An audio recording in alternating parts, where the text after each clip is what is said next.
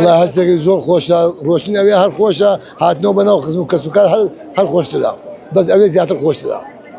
عارف والله ماضي خوايا وزي عبادته وزي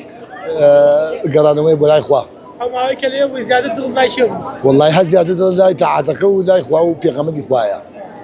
بيدك سكر كثير ديره والله بيدي أخي بس هي زيادة محبتك أوي زيادة بس إليها أول جاك إن شاء الله أبوي يروح هنا قريته إن شاء الله سوا كده. أما هيك اليوم كيشو قلت عمود درست أبوي هيك نعم زور باشو درجة نعم زور باشو خاردنو خدمتي ساكن أكردوين عراقي بالذات عراقي زاد خدمت مع أكردوا سنوات جاي من حميد خاردن عراقي ما خاردو كان عراق زوي يشوكالي باش أكردوا بس خوشي عندي كانوا يبغى يسرقونا عندي كان إن شاء الله صار لك زيادة خدمتك إن شاء الله ليه دعاء كثير بو كردستان بو بيش مقا بو كود بو حموم أمتي محمد لو عام كدعاء بو شارك يخوب